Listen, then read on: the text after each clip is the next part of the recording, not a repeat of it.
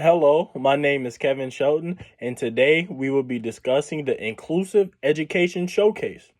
The showcase that I will be focusing on for this video, that will be more of a guide for fellow teachers to follow, such as myself, is the specific learning disability in reading.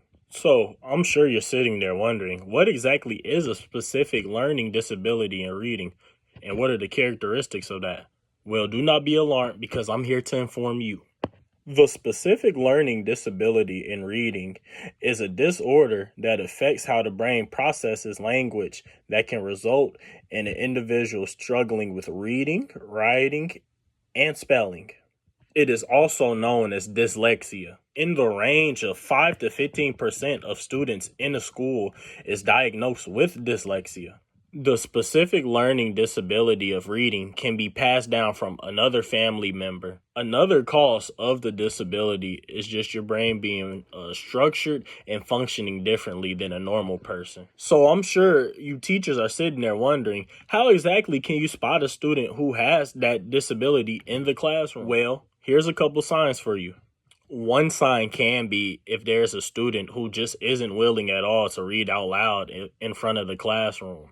Another one is when you see a student that's having a very hard time with written directions and timed tasks. But do not be alarmed, teachers. There are many of ways that you can help these students out. One way that I feel is probably the most successful now is offering an audio book for those students. The audio book will be sure to read out any words or assignment that needs to be read out to the student. Another way that you can help out the student with a disability is to just give them a little extra time on the assignments if they need it. Another very important one, I feel, to me at least, is to include collaboration. That'll just show the students with the disability that they have people in the classroom that's willing to help outside of just the teacher. Because I always feel it's very helpful to have more than one helping hands with people. The collaboration with other students will just show that student that it's people that's willing to help them, and it's somebody other than a teacher who's there to be in their corner and help them out. And that'll also help them be a little more confident within themselves, because I'm sure a lot of people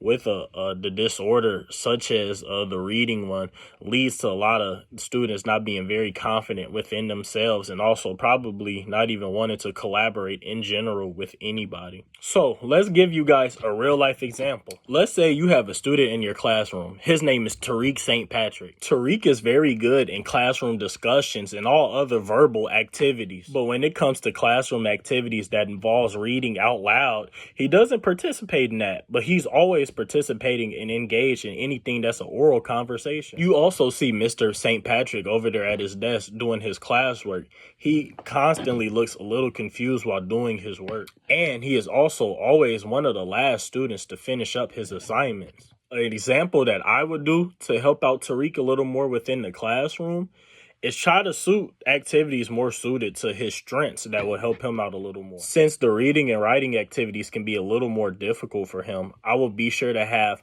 a lot more classroom activities that calls for collaborating with other students, and also just having everybody discuss out loud as a classroom on the information that's provided. I will also be sure to include that everybody in the classroom will be assigned an iPad for the class period whenever they're in the classroom. Within that iPad, we will have a lot of assignments assigned that's on there that the students can work on. Within the iPad, there will be an audio that'll be able to read out all the information needed to students who need it. I will be sure to provide them headphones so it's not out loud disrupting the classroom. All these steps that I'm taking towards helping Tariq out will provide him with more confidence within himself to get the work done, as he has the materials needed that help him be successful, but he also has the help of me and other classmates that will help push him as well. This, at the end of the day, will lead to a positive classroom environment, as it will be able to benefit everybody, as you got to also make sure